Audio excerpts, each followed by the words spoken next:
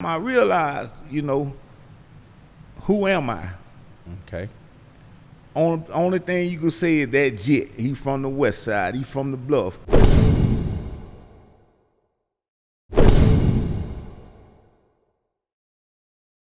He had money. He did this. He did that. But what could somebody say positive about me? So that's good, Bruce. So tell us where the transition came in at. What woke you up to say, hey man, I got a lot of time on my hand? And tell our audience some of the things you started doing, that transition you while you was in prison. Well, once I woke up and I got my GED and attended college and attended several vocations because I had to do a self-inventory. Doing a self-inventory is the best thing anybody could do, inside or out. Right. I had to realize what really brought me to prison. It wasn't that the act that I was convicted of.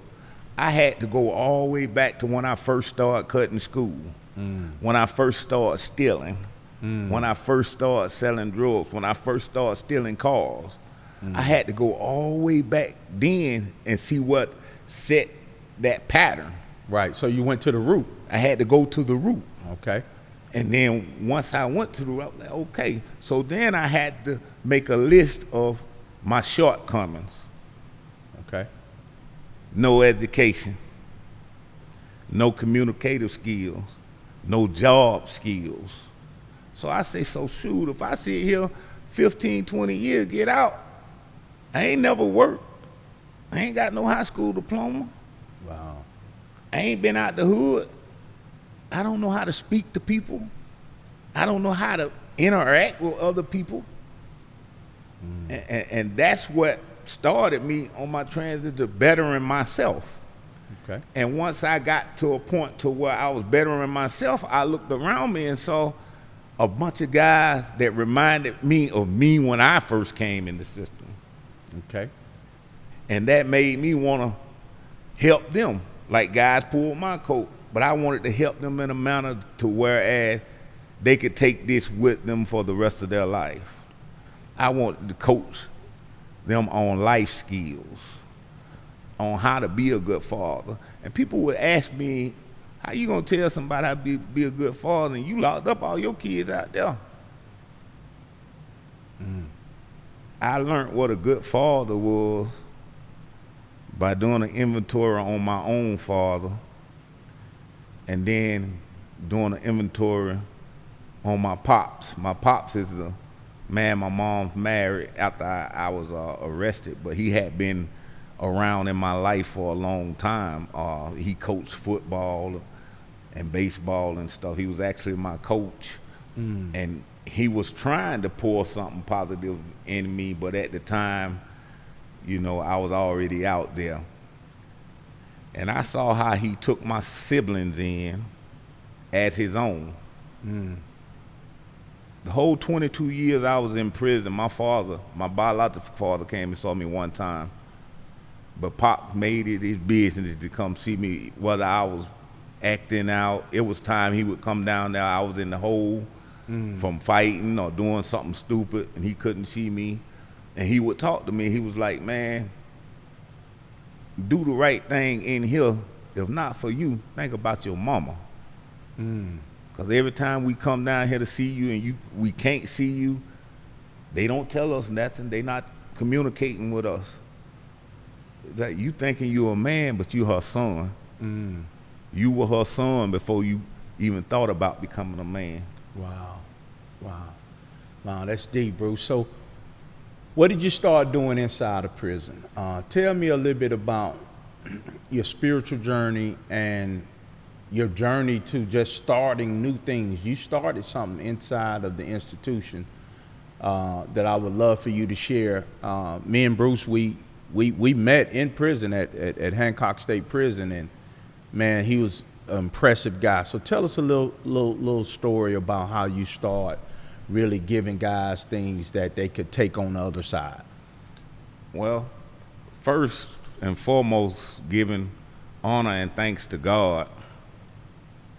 It was God that brought me to a point to whereas one day I was sitting in a cell, they transferred my roommate. And take in mind that I tried to buy my way out of prison. I tried to finesse my way out of prison, tried to get up under people. If you come to me and say, hey, I know this lawyer, how much he charged to get me out of prison, you know, I'm paying. If you say, I know this person, I'm gonna try to get up on them and play none of that worked. And there was a point my roommate was transferring, so I was in a cell by myself, and I just broke. I was sitting there, I recall drinking a cup of coffee, and the tears, I've never cried tears that big, those crocodile tears, just falling down my face. And I broke and I said, God, I can't do this. I said, I done tried my way, I'm ready to try your way. You know, and I just cried. I broke and I cried out to the Lord. And I know some people say instantly they felt this, instantly they felt that. With me, it was a process, because I said that the next day I was at the gambling table, you know, playing the parlay or doing this and that. And then there was a lot of brothers around me. They used to invite me to church services, and I was like, man, I ain't going up there. Then I started going up at first, you know, going up there to shut them up basically, and then at the time they had a church that came with a lot of women. I was like, well, I go up there to see the women. But as I was going up there, God started speaking to my heart, and I no longer was going up there to see who was coming. I was going up there to be fed that word. And in that, God began to make me, transform me from being selfish to selfless. All right, let's talk about that, because you started something that's still going inside of the institution today. Talk a little bit about that. All right, I started the Lifers program.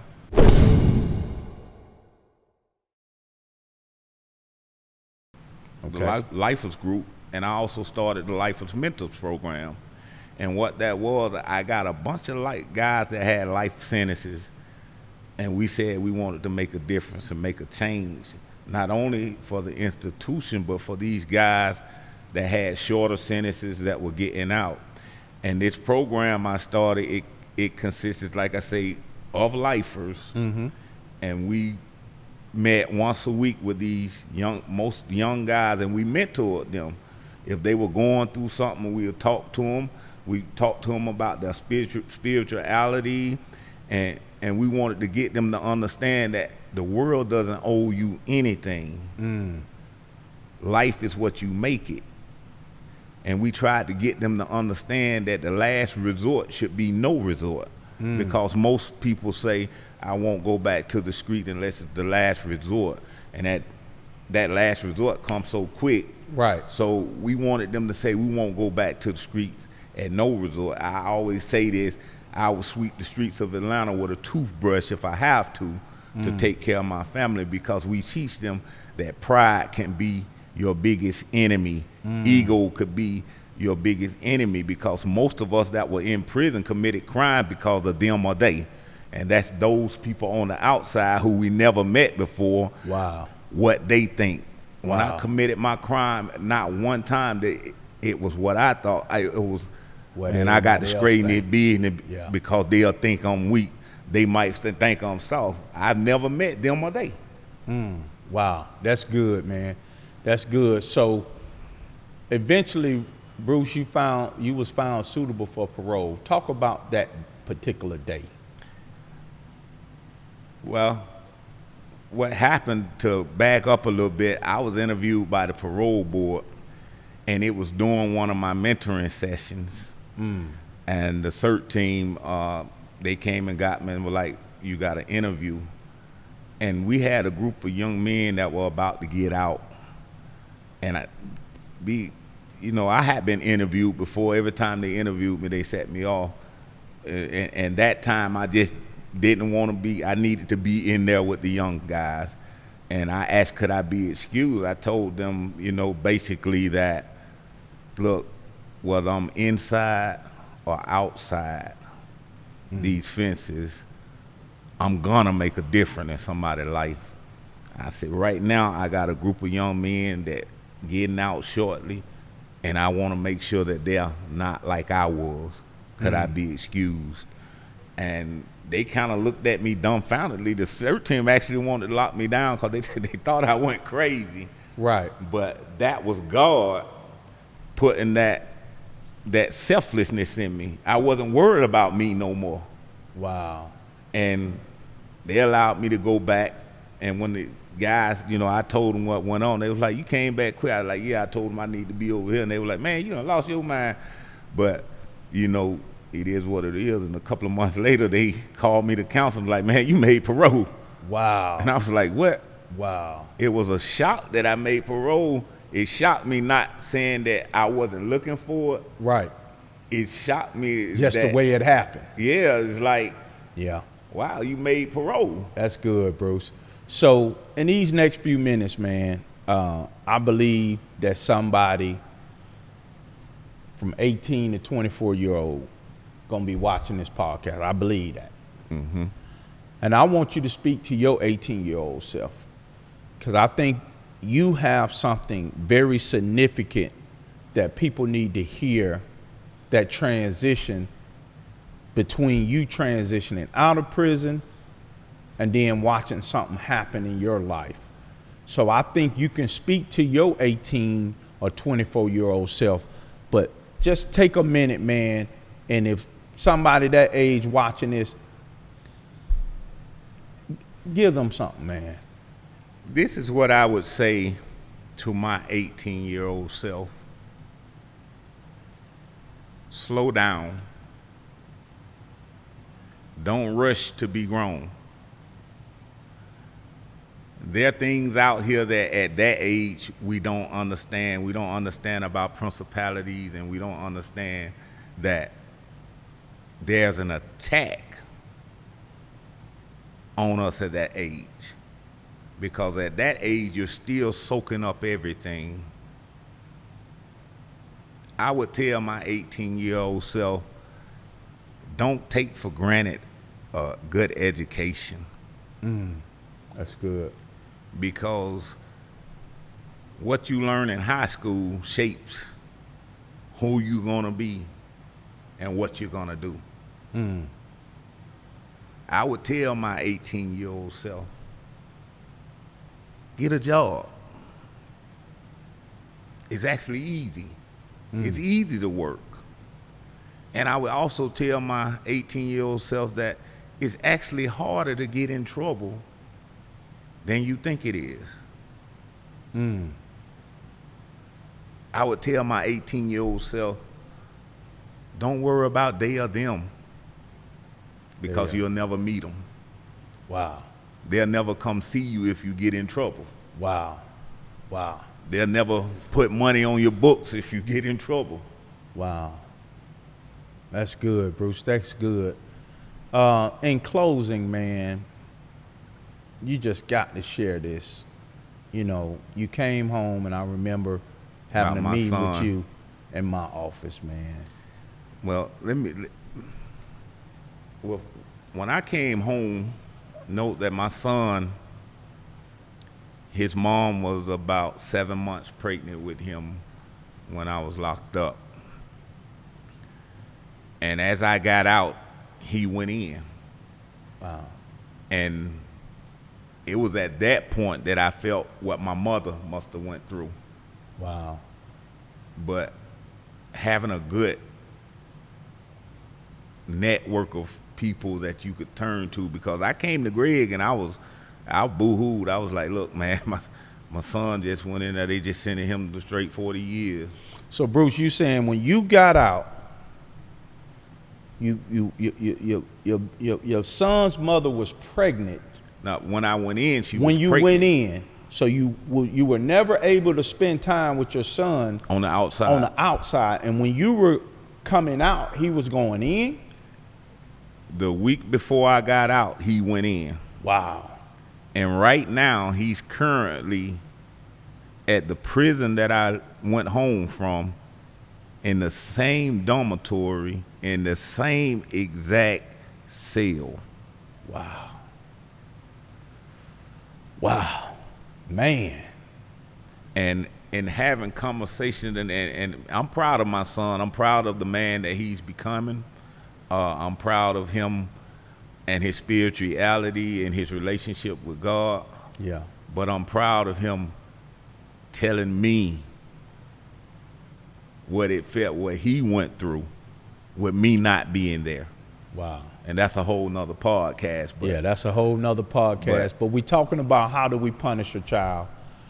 And Bruce just gave it to us in the end of he came out, son came in.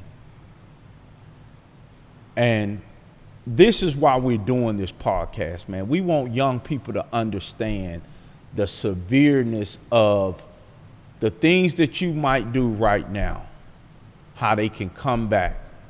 And I know, Bruce, because I know your heart, brother. That was like resentencing you. Exactly. You know? And that's deep, man. You know, for your son to leave the streets and possibly be gone as just as long as you were. That's like resentencing you. Exactly. So, you know, we signing off, but, you know, we do this podcast because we want to use real life stories, real life testimonies. Bruce, this is his story, and we're sharing it because we want the next generation to know that they don't have to go through the things that we have been through. So, Bruce, I appreciate you, man, for sharing that. You bless me. You always bless me because you always being selfless. And I appreciate you. Thank you, man. And I thank you for having me. All right. If you like this content, please like and subscribe.